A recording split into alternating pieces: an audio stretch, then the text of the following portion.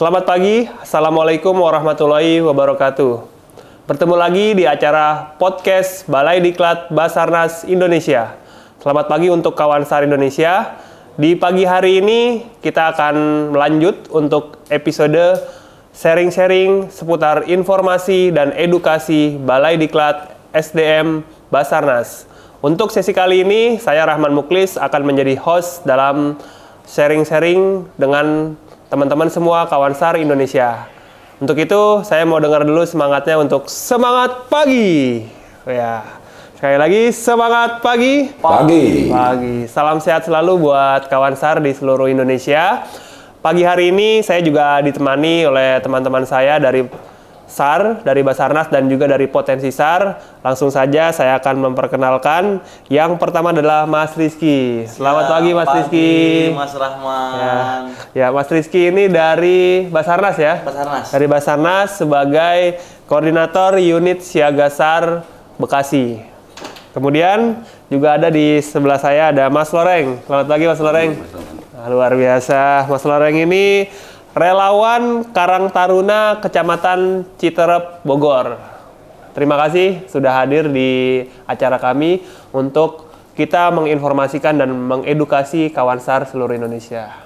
Ya, kawan SAR Indonesia, sebelum kita masuk ke sesi inti untuk sharing-sharing bersama dua narasumber kita yang luar biasa sekali, saya ingatkan juga buat seluruhnya kawan SAR Indonesia, jangan lupa untuk like dan subscribe akun dari podcast Balai Diklat Basarnas Indonesia dan juga serta Instagramnya ya, biar mendapatkan informasi seputar kegiatan-kegiatan dari Balai Diklat Basarnas. Oke, yang pertama langsung saja nih, kita tentu tak kenal maka tak sayang. Jadi kita perlu kenalan terlebih dahulu ya, lebih jauh ya dengan Mas Rizky nih. Siap, Mas Rahman. Mas Rizky ini sudah berapa lama nih bergabung di Basarnas? Untuk saya bergabung di Basarnas sejak tahun 2005 Mas Rahman. 2005. Wah, untuk cukup lama ya. saat ini ya Kepala Unit Siaga SAR Bekasi. Sebelumnya tugas di mana aja nih selama udah hampir 20 tahun ya hampir ya? Ya, 18 tahun ya. nih. Kalau untuk tugas ya kurang lebih 17 tahun saya di Kantor SAR Jakarta. Kemudian di bulan Maret 2023 baru dipindah tugaskan untuk menjadi Kepala Unit Siaga SAR Bekasi. Jadi banyak di Jakarta ya? Jakarta. SAR-nya tuh urban SAR berarti kalau di Jakarta banyak. Jakarta itu memang didominasi oleh kondisi membahayakan manusia orang tenggelam. Kemudian kecelakaan pesawat kita sudah beberapa kali. Yang 4 kali, diantaranya yang terakhir adalah Sriwijaya. Oke. Menarik. Terus sekarang berarti di Bekasi, kemudian kalau boleh ceritakan juga nih ke kawan SAR Indonesia, motivasinya apa sih dulu bergabung ke Basarnas dan bergelut di kegiatan SAR ini?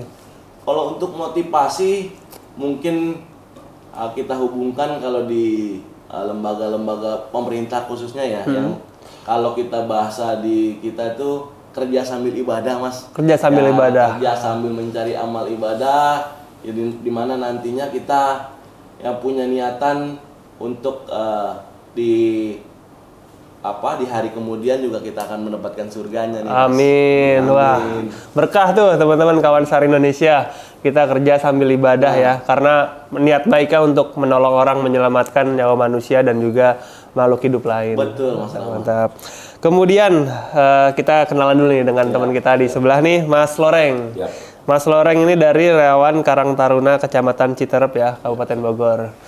Asli dari mana? Dari Citerep dia, Kabupaten Citerep, berarti saya panggil Kang aja nih ya, Kang Loreng ya. Siap. Kang Loreng ya, asli dari Bogor. Ya. Kemudian aktif di relawan. Sudah berapa tahun menggeluti kegiatan SAR? Kalau mau masuk kegiatan SAR sih, kita dari 96. Kita gabung di namanya Pecinta Alam di Linggi Alam. Terus kita juga masuk di Tagana Kabupaten Bogor dan sekarang saya di relawan Karang Taruna Kecamatan Citerep. Oke. Wah, udah hampir 30 tahun nih udah. Alhamdulillah. Dari tahun 90-an bergelut di SAR. Motivasinya apa dulu Kang Loreng? Motivasi sih dulu pengen bebas aja sih awalnya. Pengen bebas gitu. Iya, Pecinta Alam memang gitu ya. Pengen bebas aja motivasi dulu sih. Bebas, kita pengen bebas, pengen main kemana-mana gitu aja motivasinya. Oke. Awalnya gitu. Tapi sekarang udah jadi apa? Kenikmatan aja. Kenikmatan hidup. Betul. Dengan kita gabung di SAR, kita banyak saudara. Banyak teman, banyak saudara gitu. Dan intinya itu aja sih. Tuh sama kurang lebih tuh benar-benar sebuah kenikmatan ya ternyata ya kita berkegiatan baik dari Basarnas sendiri ataupun kita masyarakat ya sebagai potensi SAR kita bisa menikmati aktivitas kita karena petualangan tadi kemudian juga yang tadinya bebas tapi kita juga bertanggung jawab buat diri sendiri buat orang lain ya. Itu luar biasa dan pasti kawan SAR seluruh Indonesia juga punya niat yang sama. Itu kita mengingatkan ya buat seluruhnya dimanapun kita tugas niat kita adalah untuk ibadah. Memberikan yang manfaat sebesar-besarnya buat manusia dan buat alam. Nah, kita udah kenalan lebih dekat nih dengan dua narasumber kita. Untuk yang akan sharing kali ini spesifik kita akan mendengarkan tugas pokok dan fungsi dari unit siaga SAR khususnya yang ada di Bekasi ini ya, Bekasi dan Bogor karena ini perbatasan ya daerahnya ya, perbatasan dari dua narasumber kita ini. Pertama dari Mas Rizky dulu ya, Mas Rizky ini untuk unit siaga SAR Bekasi ini maksudnya lembaga di bawah binaan siapa ini ya kalau secara struktur di Basarnas? Kalau struktur kita di bawah Kantor SAR Jakarta, Mas Rahman. Oh, Jakarta ya? Ya, karena untuk wilayah kerja Kantor SAR Jakarta itu meliputi Jakarta, Bogor, kemudian Bekasi, kemudian sampai ujung sana Kabupaten Sukabumi, Mas Rahman. Wah, luas juga ya wilayahnya. Iya, makanya untuk kita meningkatkan respon time di wilayah kota dan Kabupaten Bekasi, Kantor SAR Jakarta mendirikan pos unit siaga SAR Bekasi. Di mana itu sekretariatnya? Kalau untuk kantornya ada di kantor Diskominfo, itu satu area dengan kantor Diskominfo Kota Bekasi. Samping Stadion Patriot. Oh, oke, Stadion Patriot. Stadion Patriot. Siap. Strategis juga tuh, jadi teman-teman di sekitar Bekasi, Bogor, Jakarta ya, bisa singgah juga di sekretariat ya untuk diskusi, sharing, dan juga aktif di kegiatan SAR di Bekasi khususnya. Sejak tahun berapa unit ini ada? 2023, Mas. Baru berarti ya? Baru. Kalau unit-unit yang lain? Kalau ada unit juga? yang lain yang sudah berdiri itu ada unit Kepulauan Seribu dan Posar Sukabumi. Oke. Nah, untuk meningkatkan respon time di wilayah kota dan Kabupaten Sukabumi sudah ada ya. Jadi ini terbilang baru banget nih. Dan Mas Rizky jadi koordinatornya. Ya, betul. Untuk Bogor sementara sedang ongoing. Ada berapa ininya untuk manajemennya, struktur organisasi di situ? SDM yang ada di sana ada 6. Semuanya rescuer. Semuanya rescuer. Itu internal Basarnas atau masyarakat? Internal Basarnas. Internal Basarnas. Oke, mantap. Baru 6 ya, dan ini mudah-mudahan bisa menjadi simpul pergerakan potensi SAR di Bekasi khususnya ya, di Bekasi. Nah, tadi 6, hubungannya dengan potensi kelompok-kelompok relawan itu seperti apa tuh kalau unit siaga SAR? Kalau hubungan kami unit siaga SAR Bekasi dan ya terutama Kantor SAR Jakarta kebetulan saya sebagai yang dituakan yang mencoba menghadapi mencari sebuah kendala yang dihadapi Kantor SAR Jakarta kan kita SDM-nya terbatas nih Mas Rahman nih sehingga untuk luas wilayah kerjanya kan luas sehingga kalau kita tidak menjalin sinergi dan kolaborasi dengan teman-teman potensi SAR agak sedikit kesulitan kita untuk memberikan pelayanan jasa SAR kepada masyarakat. Sehingga saya selaku yang dituakan mencoba untuk bagaimana kita bisa membina, kemudian merangkul serta mengendalikan teman-teman potensi SAR. Yang dimana kalau Kantor SAR Jakarta kan untuk program pelatihan khusus bagi potensi SAR hanya 2 nih Mas. Dan itu sangat terbatas tuh, setahun hanya 2 kali. Hanya 2 kali, buat pelatihannya ya, pembinaannya ya. SAR tuh yang sertifikasi. Sehingga ada sedikit keterbatasan bagaimana kita untuk membina ataupun men-sharing ilmu yang memang ada di Basarnas. Sehingga dengan kita merangkul, kita mengajak teman-teman potensi SAR untuk membuat program pelatihan bersama. Sendiri di kawasan Bekasi khususnya? Di kawasan Jabodetabek. Jabodetabek saya khususkan, kemudian untuk wilayah kota Bekasi juga sedang ongoing juga, coba kita rangkul bersama untuk kita kolaborasikan. Sehingga ilmu yang ada di kami ataupun pengetahuan yang ada di kami bisa tersampaikan ke teman-teman potensi SAR. Itu berarti sampai sekarang sudah berapa organisasi yang terdata lembaga? Kalau terdata kurang lebih 300 lebih Mas. Bekasi di bawah unit siaga Bekasi? Unit siaga Bekasi sementara masih 30-an lembaga. 30-an ya? Termasuk berarti ini untuk relawan Karang Tarunanya Kang Loreng sudah terdata di sini? Kalau ini koneknya ke Kantor SAR Jakarta malah. Oh, langsung Jakarta? Kita ke Jakarta, Saya pikir ada deketan kan? Ruang lingkup. Ruang lingkupnya. Oh, seperti itu ya. Pendapatan benar 30-an. Nah, ke Kang Loreng dulu nih. Kang Loreng di Relawan Karang Taruna ya. Jadi tadi ternyata bukan ke Bekasi tapi malah ke unit yang di Jakarta. Iya. Iya. Nah, itu udah bergabung dengan unit Jakarta sudah berapa lama? Potensi SAR yang ada di Kabupaten Bogor khususnya itu sudah dari 2014 kalau nggak salah ya. Itu 14 kita sudah bergabung dengan Bang Diki juga gitu kantor kan. SAR Jakarta. Ya. Kita sering mengadakan kerjasama kerjasama dengan beliau tentang pencarian orang tenggelam. Pas operasi gitu ya. Pas operasi kita pasti. Dengan Basarnas karena mau gimana pun Basarnas adalah kalau dibilang bapaknya teman-teman, ya bapaknya potensi SAR. Yang membina. Iya, yang membina.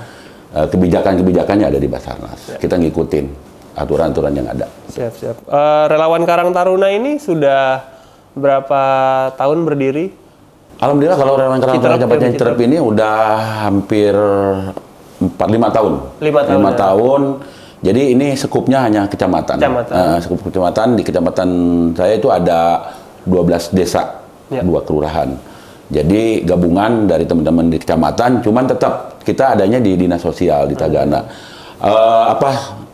Sebagai kaki tangan. Karena pergerakan teman-teman untuk di Tagana itu kalau tidak ada kaki-kaki yang dibawa itu kita kesulitan dan tetap kita muaranya ke Basarnas aturan-aturan. Sekarang sudah berapa orang? Kalau untuk kita kalau anggota kita udah banyak. Karena kan satu kecamatan, cuman ke pengurusan kita ada 12 orang khusus untuk ngurusin karena tetap kita harus ada penambahan kapasitas segala macam itu. Kang Loreng nih berarti sekarang ketua Karang Tarunanya atau yang dituakan ya? Iya, gitu. Mantap luar biasa. Ini ternyata sangat perlu sekali ya kolaborasi baik dari Basarnas, unit SAR-nya juga teman-teman relawan nih.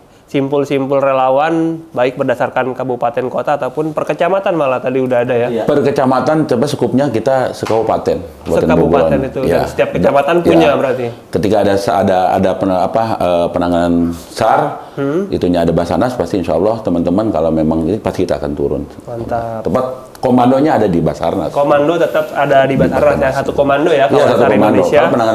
Biar kita juga bisa efektif ketika ada operasi pencarian dan pertolongan. Selanjutnya kita juga mau tahu nih kawan SAR Indonesia bagaimana sih program khususnya tadi di unit Siaga SAR Kabupaten Bekasi ini sekarang punya program apa aja nih Mas Rizky? Kalau untuk program kita memang masih menginduk ke kantor SAR Jakarta. Kantor SAR Jakarta. Mas Rahman, untuk program yang memang sudah diselenggarakan unit Siaga SAR Bekasi kemarin ada program pelatihan khusus bagi potensi SAR pencarian dan pertolongan di permukaan air. Oke. Bulan Maret kemarin kita sudah selesai, kemudian di bulan September itu rencananya ada Jangga Rescue antara September sama Oktober. Tapi teman-teman kantor SAR Jakarta yang terlibat. Itu rutin setiap tahun? Rutin setiap tahun itu kita mengadakan. Berarti kalau masih di bawah binaan Jakarta ibaratnya hanya pelaksana ya. Sementara unit siaga ini pelaksana programnya. Betul. Untuk program semua tetap mengikuti dari kantor SAR Jakarta. Betul, itu yang memang diselenggarakan oleh kantor SAR Jakarta, tapi beberapa teman potensi nih, teman-teman relawan boleh ikutan. Berinisiatif mengadakan sendiri. Oh, silakan, bikin buka batch baru ya gitu ya. Silakan bagi yang mau mengundang kami untuk menjadi narasumber atau pemateri, kita selalu terbuka buat teman-teman potensi SAR. Itu programnya apakah bisa diikuti oleh masyarakat umum atau memang dari Basarnas saja, anggota Basarnas ataupun anggota relawan? Masyarakat umum. Masyarakat umum boleh ya? Masyarakat umum boleh. Nah, tuh kawan SAR Indonesia khususnya yang ada di wilayah Jabodetabek, Bekasi, spesifik lagi tuh silakan bisa mampir-mampir ke kantor unit SAR di Siaga SAR Bekasi untuk bisa mengikuti program-program karena terdekat nanti ada tuh tadi di bulan September, Oktober akan ada program pelatihan. Ya. Gitu. Kalau dari Kang Loreng sendiri nih untuk Karang Taruna Kecamatan Citerep sedang ada program apa Kang? Alhamdulillah ya kalau di Kecamatan Citerep kita kemarin juga kita kalau namanya di potensi SAR kita harus punya dukungan yang lain, terutama peralatan. Kita alhamdulillah kemarin dapat hibah satu perahu itu dari salah satu CSR di Citerep dari PT Indosemen. Kita alhamdulillah dapat perahu itu untuk menambah gedor atau penyemangat teman-teman ketika turun. Tetap aturannya ternyata harus tadi kata Bang Riki kan kita tetap harus menaikkan rating kemampuan gitu kan, jangan sampai potensinya jangan sampai gini, kita mau nge-SAR tapi kita yang di-SAR itu yang bahaya. Potensi juga harus berlatih. Tidak ada kata tidak berlatih harus. Tapi tetap aturan satu komandonya tetap ada di teman-teman Basarnas. Oke. Jadi itu ya sekarang lagi ke mungkin persiapan banjir juga itu ya. Ya, ini ya. Sekarang nih kita udah mulai persiapan, udah mulai penambahan kapasitas itu kan. Dari dinas juga. Kita kan adanya relawan Karang Taruna ada di dinas sosial. Induknya di dinas sosial. Nah, kita juga sekarang lagi penambahan kapasitas untuk teman-teman semuanya. Mengantisipasi bulan September Oktober ini nih udah mulai dari kemarau nanti ke musim hujan. Jadi mempersiapkan dan lebih ke desa-desa untuk memberikan penambahan kapasitas. Oke. Wah, menarik sekali program-program dari relawan Karang Taruna Digital Trap ini bersama dengan instansi terkait ya yang terdekat. Tadi juga baru saja dapat untuk dukungan fasilitas perahu ya. Mudah-mudahan bisa support buat fasilitas sarana water rescue-nya. Dan tentu kawan Lestari di seluruh Indonesia juga harus terus berlatih agar bisa terjaga kompetensinya. Oke, berikutnya kita juga mau dengar nih pengalaman SAR yang paling menarik dari masing-masing nih. Gimana? Pengalaman SAR yang paling menarik dan paling menantang ya berkesan selama hidup ini. Unit Siaga SAR Bekasi itu kebetulan di sekitar bulan Mei kemarin Mas Rahman. Ada orang tenggelam 1 orang, kemudian di kali mana? Sungai mana? Di Danau Panji Buwono. Panji Buwono. Kebetulan kurang lebih 4-5 jam kita baru terima informasi. Masyarakat dan instansi terkait yang terdekat sudah melakukan pencarian tapi memang belum ditemukan. Terus kita tiba di lokasi, ya orang tuanya sudah menunggu di pinggir kan pastinya dengan harapan yang sangat tinggi dengan tim SAR gabungan, semoga korban segera ditemukan. Kita tiba, kemudian kurang lebih kita lakukan penyelaman 10 menit Mas. 10 menit dan korban alhamdulillah ditemukan. Dan selamat ya? Bukan selamat, malah meninggal karena memang sudah 6 jam kan Mas Rahman. Sudah lewat golden time-nya. Tapi kita melihat dari ekspresi orang tua korban yang ya terlihat ternyata bahagia kan ketemu walaupun meninggal tapi ekspresinya kan penuh harapan dia untuk walaupun meninggal tapi jasadnya terlihat Mas. Itu aja sih Mas kalau dari kami Rescue Resort Basarnas terutama dengan kita bisa memberikan harapan kepada orang-orang tua korban di mana ya keluarganya itu hilang, itu sudah sangat setidaknya mengobati kesedihannya gitu ya. Oke, itu di penyelamatan di air ya. Kalau Kang Loreng nih pengalaman paling seru, menantang, berkesan selama ini. Waduh, banyak ya Bang. Banyak senangnya sih. Banyak senangnya ya. Banyak senang, bukan susahnya. Jadi prinsipnya gini sih kalau saya pribadi sih, apa yang bisa kita berikan, itu aja. Apa yang bisa kita berikan pada yang kena bencana, ya kita berikan semampu kita bisa, terus berhasil, itu ada kepuasan batin. Iya, itu di mana tuh Kang yang mungkin paling menyentuh lah? Peristiwa itu yang kemarin yang berarti yang gempa di Palu ya. Gempa di Palu. Gempa di Palu itu sangat luar biasa. Beraneka ragam suku yang ada di Palu itu kan kebanyakan suku Sunda di sana karena transmigrasi pendatang kebanyakan. Kita di Palu itu hampir 1 bulan. Kita sesuai dengan tupoksinya, kita dari Tagana itu sesuai dengan tupoksinya, kita 3 tupoksi, logistik, shelter sama masa ya, tentunya aja 3 tupoksi itu kita ada satu daerah yang sangat jauh ya di Palu, saya nggak mau sebutkan namanya karena ini mencakup kearifan lokalnya, jaga kearifan lokalnya. Kita mengirim satu logistik ke satu lokasi itu rintangan sangat luar biasa. Cuman dengan kerjasama kerjasama karena kalau di tempat bencana nggak ada yang kaya, nggak ada yang miskin, sama semua ya, nggak ada ras ini ras itu, nggak ada, sama. Kita sebagai relawan kita harus bisa masuk ke semua ini ya, dan kita diterima di sana dengan baik. Harusnya mereka itu yang sedih, tapi kita buat mereka tetap bersemangat. Karena timbulnya semangat itu ya dari mereka. Kita hanya sekedar sedikit membantu mereka. Dan alhamdulillah Palu ini pengalaman yang sangat luar biasa. Mungkin Sukhoi ya yang paling ini. Sukhoi itu yang 2012 ya. 2012 itu saya di turun bukan di pas kejadiannya, cuman pas pembersihan servis-servian itu pesawat sangat luar biasa. Saya masih Karipan lokal, gitu. Sangat luar biasa itu.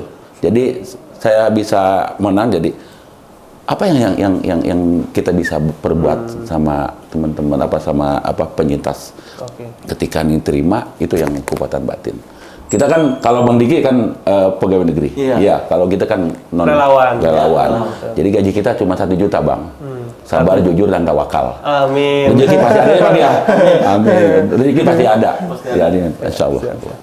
Ya, menarik sekali kawan SAR Indonesia, cerita pengalaman dari kedua narasumber kita ini yang juga sangat menyentuh hati dan menginspirasi. Oke, tetap tunggu di acara selanjutnya. Halo kawan SAR Indonesia, ya masih dalam acara podcast Balai Diklat Basarnas. Kali ini kita sudah masuk di sesi akhir bersama dua narasumber kita, Mas Rizky dan Kang Loreng. Di sesi akhir ini sebelum kita berpisah, tentu kita ingin dari kedua narasumber yang telah banyak memberikan informasi, inspirasi buat kita semua, apa sih nanti kita dengarkan dari mereka, harapan dan juga pesan buat semua kawan SAR Indonesia, baik dari Basarnas ataupun masyarakat potensi tentang SAR di Indonesia. Silakan dari Mas Rizky terlebih dahulu. Siap Mas Rahman. Untuk kesan dan pesan untuk masyarakat umumnya dan teman-teman relawan dan potensi SAR, yang pertama saya ucapkan terima kasih atas kerjasama dan dukungan selama ini yang senantiasa membantu tugas dan fungsi pokok dari Badan SAR Nasional. Kemudian pesan, jangan pernah lelah untuk kita berbuat baik. Kemudian jangan pernah lelah untuk kita berkolaborasi dan bersinergi, karena dengan kita berkolaborasi kita semakin kuat. Mantap. Terima kasih Mas Rizky. Siap, Mas Luar Rahman. biasa sekali pesannya untuk kita semua dan harus berkolaborasi. Silakan Kang Loreng. Untuk pesan-pesan buat potensi SAR, ketika kita mau jadi relawan jangan setengah-setengah. Terus berlatih, karena ketika kita jadi relawan tetap harus diiringi dengan kemampuan yang kita miliki. Jadi relawan itu akan enak dan akan senang ketika kita potensi kita sendiri juga meningkat. Jadi ke teman-teman, jangan pernah rugi jadi relawan, jangan pernah ada rasa nyesal jadi relawan, karena relawan itu akan bahagia ketika kita bisa menolong orang lain. Mungkin itu Pak. Terima kasih Kang Loreng. Pesan yang sangat luar biasa dan menyentuh hati buat kita semua ya, potensi SAR. Mudah-mudahan kita juga dapat mengikuti jejak dari rekan-rekan kita ini nih, yang terus berkontribusi sesuai dengan perannya masing-masing. Ya, terima kasih telah mengikuti podcast Balai Diklat Basarnas, podcast informasi dan edukasi Balai Diklat Basarnas. Jangan lupa like, subscribe, dan share informasi ini ke seluruh teman-teman masyarakat di seluruh Indonesia. Selamat siang, wassalamualaikum warahmatullahi wabarakatuh. Afiknam Jagat Samagram.